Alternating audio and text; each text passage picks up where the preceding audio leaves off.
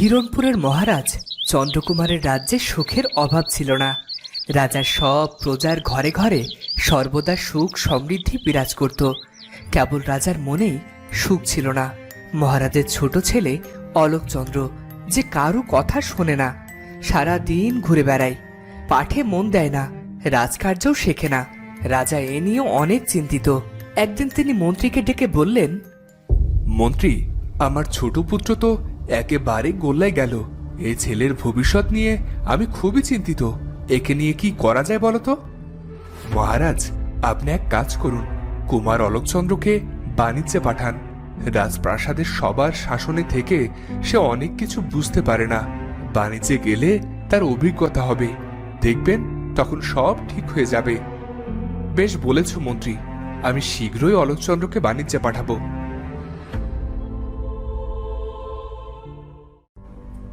পরদিন মহারাজ অলোকচন্দ্রকে ডেকে পাঠালেন। তোমার পাঠের কি অবস্থা যুবরাজ? পড়াশোনা কি হচ্ছে নিয়মিত? পড়াশোনা আমার ভালো লাগে না বাবা। পণ্ডিত মশাই আমাকে জোর করে পড়ান। তাকে বলে দেবেন আমাকে যেন আর পড়াতে না আসে। বেশ, পড়তে না চাইলে পড়বে না। তবে শোনো, আমি নির্ণয় করেছি তোমার এখন বাণিজ্যে যাওয়ার দরকার। তুমি কি বলো? বাণিজ্যের কথা শুনে অলোকচন্দ্র খুবই খুশি হলেন। প্রাসাদে থাকলে মহারাজের শাসনের উপরেই থাকতে হয়, এর চেয়ে বিদেশে ঘোরা অনেক ভালো। তিনি বাবাকে বললেন, কবে যাব বলে ঠিক করেছেন বাবা? আগামী শুক্রপক্ষেই তুমি রওনা দিতে পারবে। তোমার মায়েরও তাই মত। এর কয়েকদিন পর অলোকচন্দ্র রাশি রাশি মোহর নিয়ে বাণিজ্য যাত্রা শুরু করলেন। তার সাথে গেল তার বন্ধু মন্ত্রীপুত্র সুব্রত। রাজ্য থেকে বেরিয়ে দুই বন্ধু অনেক দেশে ঘুরলেন। তারপর তারা আসলেন বিজয়নগর নামে এক রাজ্যে। বাহ, এই রাজ্যটা অনেক সুন্দর।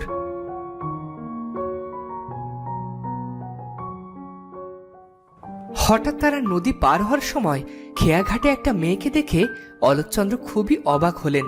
খেয়াঘাটের মাঝি কোনো পুরুষ নয়, এক অনিন্দ সুন্দরী মেয়ে নৌকা বইছে।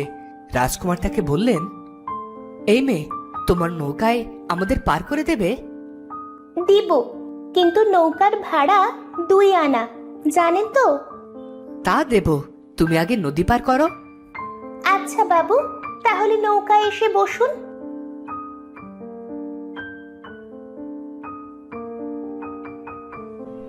তারপর সেই নৌকা দিয়ে অলোকচন্দ্র নদী পার হলেন। নদীর ওপারে গিয়ে মেয়েটিকে একটা মোহর দিয়ে বললেন, এই নাও, এই মোহরটি তুমি রাখো। কিন্তু মাঝি মেয়েটি সেই মোহরখানা ফিরিয়ে দিল। সে বলল, আমার কেয়া ভাড়া এত হবে না বাবু, আমাকে 2 আনা দিলেই হবে। এই মোহরটি রাখো তোমার কাছে, ভবিষ্যতে কাজে দেবে। না না, আমি তো আপনার এত মূল্যের মোহর নিতে পারবো না রাজকুমার, আপনি এটা নিজের কাছে রেখে দেন। তখন সুব্রত বলে উঠল, নাও মেয়ে, রাজকুমার তোমাকে খুশি হয়ে মোহরটি দিয়েছেন। না না, আপনাদের টাকা লাগবে না মশাই, আপনারা এবার যান। রাজকুমার মেয়েটির আচরণ দেখে খুবই মুগ্ধ হলেন এবং বললেন, এত দামি সোনার মোহর তুমি ফিরিয়ে দিলে? তোমার নাম কি? আমার নাম লীলাবতী। আমি এই নদীর পাশে এক সাপুরিয়াদের গ্রামে থাকি।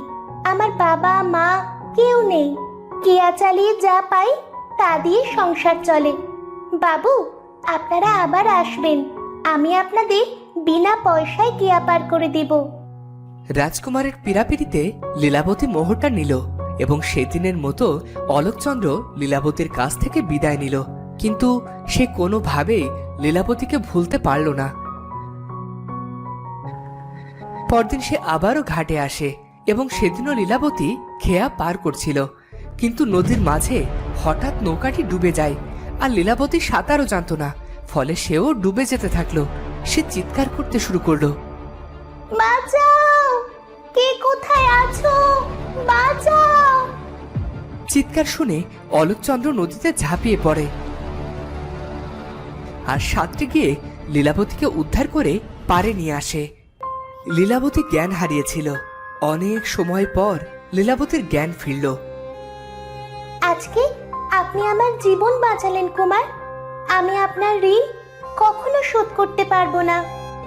তোমাকে আমার ঋণ শোধ করতে হবে না লীলাবতী, আর তোমাকে খেয়াও বাইতে হবে না। আমি তোমার থাকা খাওয়ার ব্যবস্থা করে দেব। রাজকুমারের এত উদারতা দেখে লীলাবতী খুবই মুগ্ধ হলো। সে নিজের হাতের আংটিটি খুলে রাজকুমারকে দিয়ে বলল, আপনাকে দেওয়ার মতো আমার কিছুই নাই। আপনি যদি এই আংটিটি রাখেন তাহলে আমি খুব খুশি হব। তুমি যেহেতু ভালোবেসে দিচ্ছ, তাই অবশ্যই আমি আংটিটি নেব। এখন চলো, তোমাকে বাড়ি পৌঁছে দিয়ে আসি। এরপর অলোকচন্দ্র এবং সুব্রত লীলাবতীকে বাড়িতে পৌঁছে দেয়। আজ আসি লীলাবতী, সময় হলে আবার দেখা হবে। এই বলে রাজকুমার সেখান থেকে চলে আসে। সেদিন রাজকুমার আনমনে বনের মধ্যে হাঁটছিল। তার হাতে ছিল লীলাবতীর দেওয়া সেই আংটিটি। হঠাৎ রাজকুমারের হাত ফসকে আংটিটা একটা গর্তে গিয়ে পড়ে গেল। সেই গর্তে বাস করত এক জোড়া বিষধর সাপ। রাজকুমার আংটিটি নিতে যখনই গর্তে হাত দেয়, তখনই একটা সাপ তাকে কামড়ে দেয়। আর বিষের প্রভাবে রাজকুমার জ্ঞানশূন্য হয়ে সেখানেই পড়ে যায়। তার সমস্ত শরীর নীল হতে শুরু করে। এ কি রাজকুমার, আপনার কি হলো? দেখি, এ কি? এ তো সাপের কামড়। এখনই এখনই রাজকুমারকে নিয়ে সাপুরেদের সর্দারের কাছে যেতে হবে। এই বলে সুব্রত রাজকুমারকে তাড়াতাড়ি সাপুরের সর্দারের কাছে নিয়ে যায়।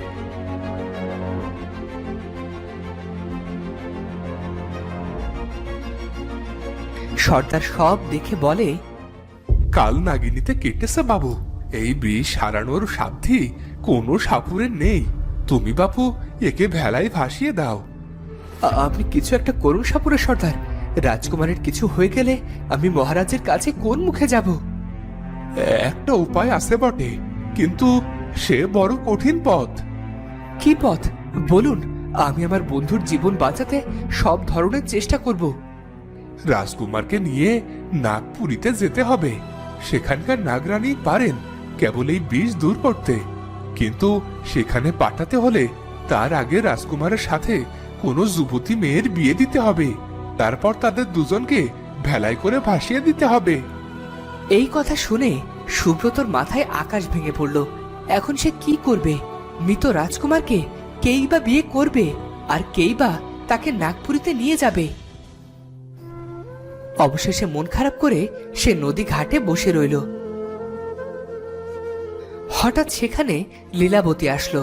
সে সুব্রতকে দেখে বলল, বাবু, কি হয়েছে আপনার? এভাবে মনমরা হয়ে বসে রয়েছেন কেন?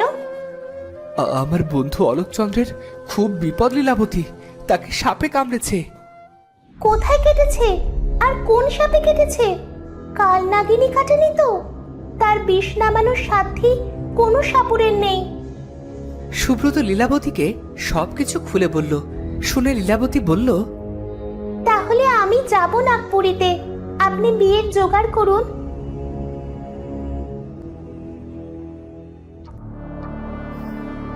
তখন সুব্রত লীলাবতীকে নিয়ে গেল সাপুরের সর্দারের কাছে। তুমি কি সব ভেবে বলছো মেয়ে? এ কিন্তু ছেলে খেলা নয়, অনেক জনের জীবন মরণের প্রশ্ন। হ্যাঁ সর্দার, আমি সব ভেবেই বলছি। আমি কুমারকে নিয়ে যাব নাগপুরীতে। বেশ, তুমি যখন নাগপুরীতে যেতেই চাচ্ছ, তাহলে আমি আর আটকাবো না। তবে শোনো মেয়ে, সেখানে গিয়ে কোনো সাপকে আঘাত করবে না। আর এই নাও নাগমণি, এটা সাথে থাকলে কোনো সাপ তোমার অনিষ্ট করবে না। নাগরানীকে এটা উপহার দেবে, তাহলে তিনি খুশি হয়ে রাজকুমারের প্রাণ বাঁচাতে পারেন। তো বন্ধুরা, এরপর কি হবে জানতে হলে চোখ রাখো পরবর্তী পর্বে। আর আজকের ভিডিওটি ভালো লাগলে অবশ্যই সাবস্ক্রাইব করে বেল আইকনটি বাজিয়ে দিও। দেখা হচ্ছে পরের ভিডিওতে। ধন্যবাদ।